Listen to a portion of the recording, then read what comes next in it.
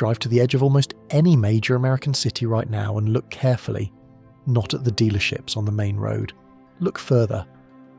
Past the highway exits, behind the rental car facilities, in the overflow fields nobody advertises, you will find them. Rows of brand new vehicles, trucks, SUVs and sedans sitting under the open sky. Some have been there for months. These are not salvage cars or auction lots. These are factory-fresh units that dealers cannot move, repossessions banks have not processed yet, and manufacturer overflow inventory parked in storage facilities most Americans do not know exist. The industry calls them transit lots. The accurate name is graveyards. The official narrative from automakers and dealer groups is that supply remains disciplined and demand is healthy. But the satellite images disagree. Cox Automotive reported that new vehicle inventory in the United States reached over 3 million units by late 2024, the highest level in 4 years. That is approximately 90 days of supply sitting unsold. In a healthy market, that number sits around 60, and yet the average transaction price for a new vehicle in America is still hovering near $48,000. The sticker has not moved to reflect the oversupply. The lot is full, the buyer is absent, and the seller is pretending nothing has changed. That gap between the physical reality and the retail price is the story, and it does not end with an empty parking lot. Here is the mechanism behind the pricing. During the pandemic supply crunch of 2021 and 2022, automakers genuinely could not build enough vehicles. Semiconductor shortages halted production lines. Real scarcity created real pricing power, and dealers added thousands above MSRP without apology. Buyers paid because they had no leverage. The chip shortage ended, production normalized, but the pricing stayed. Automakers quietly maintained reduced output, not because they could not build more, but because a smaller supply at higher margins was more profitable than a larger supply at thinner ones. It is the same logic luxury goods companies use. Manufacture just enough to keep desire alive. The numbers expose the strategy. According to the National Automobile Dealers Association, dealer inventories returned to pre-pandemic levels, or above in most vehicle categories, by late 2024. Yet the average new vehicle transaction price tracked by Kelley Blue Book remained above $47,000 through early 2025, a nearly 30% increase over 2019 levels. Inflation does not account for all of that gap. Margin protection does. Meanwhile, actual consumer demand is quietly collapsing. Vehicle affordability, measured by the share of income required to buy a median-priced new car, is at its worst point in recorded history. Cox Automotive's affordability index hit crisis levels in 2024. Fewer people can genuinely afford what is on the lot. So the lots fill up, the prices hold, and the industry waits for a buyer who won't come back at this price. The floor is artificial, and floors built on fiction eventually give way. The dealers are holding the line on price. The buyers are walking away. But while that standoff plays out in the showroom, something far more dangerous is building inside the banks. And when it surfaces, it will not only affect the people who cannot afford a car, it will reach every single person who already bought one. Between 2020 and 2022, something remarkable happened in the auto lending market. Interest rates were near zero, stimulus money was circulating, and lenders desperate for volume started approving loans they had no business touching. Borrowers with credit scores below 620, the threshold that defines subprime, were handed $40,000 and $50,000 car loans. Terms stretched to 84 months, 7 years to pay off a vehicle, losing 20% of its value the moment it leaves the lot. The bill is arriving now. Fitch Ratings reported that 60-plus day delinquency rates on subprime auto loans surpassed 6% in 2024, exceeding the peak recorded during the 2008 financial crisis. The Federal Reserve Bank of New York confirmed that over 3 million Americans transitioned into serious auto loan delinquency during 2024 alone. These are not irresponsible outliers. These are people who were sold an $800 monthly payment on a $45,000 annual salary by a lender who ran the numbers and approved the deal anyway. The loans were packaged into asset-backed securities and sold to investors. The risk was distributed up the chain. The debt stayed with the buyer. And the cars that buyers can no longer afford to keep are beginning to return, slowly at first. They're not slowly at all. The subprime auto market is not approaching a crisis. The crisis is already underway. The question is only how far it travels. If this is changing how you think about your own financial picture, subscribe and hit the bell. The next part of this story is where the hidden machinery becomes visible, and once you see it, you cannot look at a car payment the same way again. The repossession wave is already here. It is simply being managed carefully enough that most people cannot see it. Banks are not conducting public repo operations. They're routing recovered vehicles through third-party recovery agencies directly into closed wholesale auction channels, bypassing the retail market entirely. Mannheim, the largest wholesale auto auction network in the world, processes millions of vehicle transactions annually. A growing and significant share of its current volume is repossessed inventory, moving from the lender's balance sheet to the dealer lot without any public pricing signal. No retail listing, no trade-in appraisal, no visibility for the average buyer. The reason for the secrecy is straightforward. If lenders released every recovered vehicle into the public used car market at once, valuations would reset overnight. Every trade-in, every private sale, every used listing would reprice downward in real time, destroying the collateral value the banks are still carrying on their own books. So they control the flow. They drip inventory back into wholesale channels to hold the floor intact. Cox Automotive data showed repossession volumes increasing by roughly 20% in 2024 compared to the prior year. That pace is not slowing. It is accelerating as more loans deteriorate and lenders exhaust every modification option available to them. The vehicles are returning, the banks are managing the information, and the used car buyers shopping the market right now are making decisions based on prices that do not yet reflect the flood building behind the dam. The repossessions are moving through back channels. But for the millions of Americans still technically current on their payments, the damage is different. It is quieter, and in some ways, it is worse. Here is a number worth sitting with. According to Edmunds, more than 25% of new vehicle trade-ins in 2024 carried negative equity. The average amount owed above the vehicle's actual market value exceeded $6,000. For buyers who purchased at peak 2021 and 2022 prices, that figure climbs sharply. Some are $15,000 to $20,000 above what their car is worth. What that means in practice is this. A person who bought a $52,000 pickup at the top of the market, financed over 72 months at an elevated interest rate, now wants to sell or trade it in. The dealer offers $31,000 for the vehicle. The payoff on the loan is $46,000.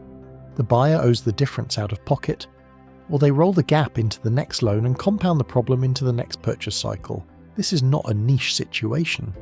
It is the dominant financial reality for a significant portion of American vehicle owners right now. People are locked in. The vehicle has become a commitment they cannot exit without absorbing a painful loss, which means fewer trade-ins, fewer new purchases, and fewer transaction fees for the dealers who depend on that turnover to survive. The trap was set during the lending boom, the buyers discovering, one payoff quote at a time, exactly how tightly it was designed. Walk into a dealership in 2026, and the floor traffic tells the story before anyone says a word. Showrooms that used to process 15 to 20 customers on a Saturday are seeing 5, some are seeing fewer. The appointment books are thin, the test drives are not happening, and yet inside those same buildings the pricing on the window stickers has barely moved. Dealer insiders have started speaking more openly. Posts from dealership managers on industry forums describe the same pattern across the country. Manufacturers are pushing units through regardless of retail velocity. Floor plan costs the interest dealers pay banks simply to keep inventory on their lots are rising as rates remain elevated. A dealer carrying 200 unsold vehicles on a 90-day floor plan at current interest rates is burning money every single day those cars sit. The rational response would be to cut prices, move units, and reduce carrying costs. Some dealers are doing exactly that. But the majority are holding the line, convinced that a demand recovery is coming, or unwilling to be the first to blink and set a new local price anchor that every competitor in the market would then be forced to match. It is a coordination problem wearing a mask of confidence, and the longer it holds, the more violent the eventual correction will be when the floor finally breaks. Dealers who survived 2008 will recognise this pattern. The ones who entered the business after 2012 are about to receive an education they did not see coming. The showroom is losing its footing, but the building that actually controls the showroom is not the dealership, it is the bank. And the bank is now doing something it has not done in years. It is pulling back. For the better part of a decade, auto lending was easy money. Banks, credit unions, and fintech lenders all wanted a piece of the $1.5 trillion auto loan market. They competed on rate, on term length, and on approval speed. The result was a credit environment so loose that almost anyone who walked onto a lot could drive away with something. That era ended quietly in 2023 and loudly in 2024. Lenders are tightening approval standards at a pace not seen since the aftermath of 2008. Average credit scores required for new vehicle financing have risen. Loan-to-value ratios are being scrutinised. Lenders who were routinely approving 120% financing, meaning the loan covered the car plus taxes, fees, and negative equity rolled in from a trade, are now capping approvals at or below the vehicle's actual market value. The practical effect is immediate. Buyers who would have qualified 6 months ago are being declined at the financing desk. Deals that dealerships penciled as closed are falling apart at the final stage. According to the New York Federal Reserve's Consumer Credit Panel, auto loan originations declined meaningfully through 2024, continuing a contraction that began when rates started rising. Without easy credit, the dealership model does not function. The entire retail structure was engineered around the assumption that financing would always be available for whoever walked through the door. That assumption is no longer holding.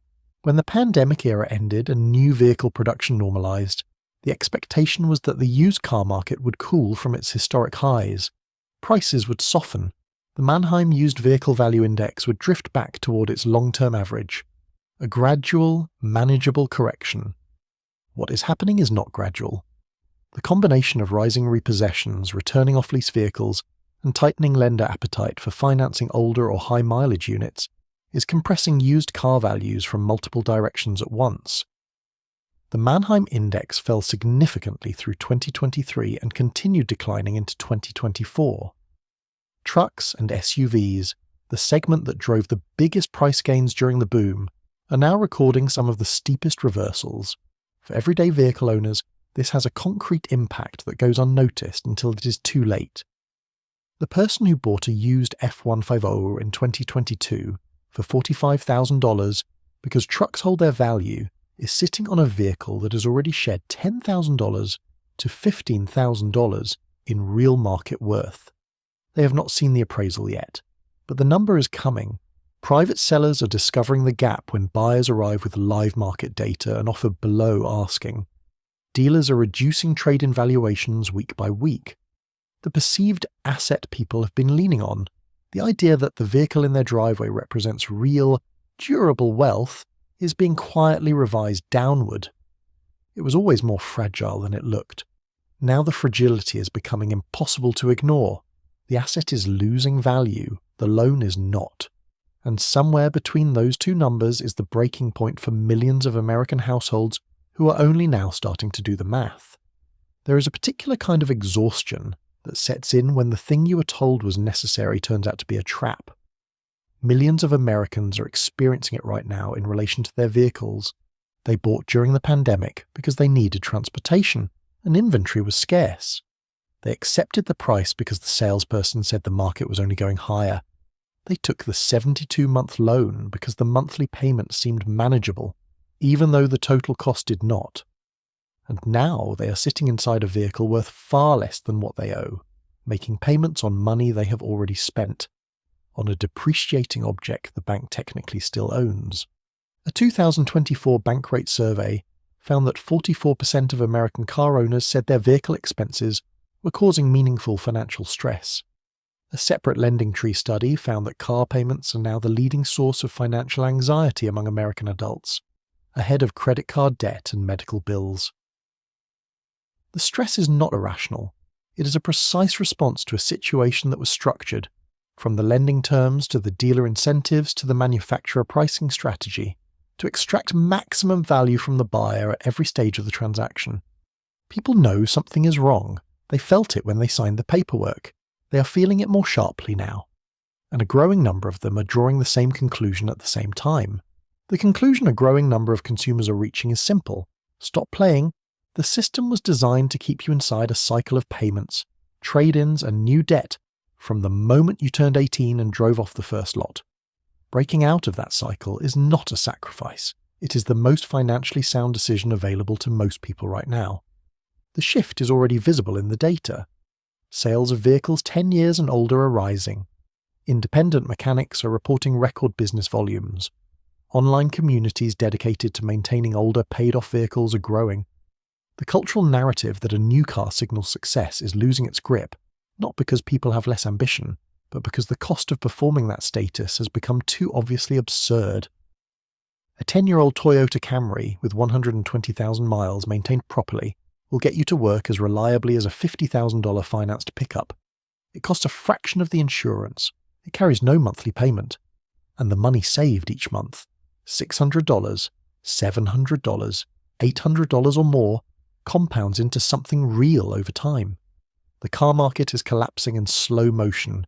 The dealerships are in denial. The lenders are retreating. The values are falling. But the consumer who steps back, drives what they own, and stops feeding the machine is not a casualty of this collapse. They are the one person in the entire story who comes out ahead. The walkaway is not giving up. It is the only winning move left on the board. If this video helped you see the car market differently, share it with one person you know who is currently thinking about buying, not to scare them, to give them the information that the dealership will never put on the window sticker.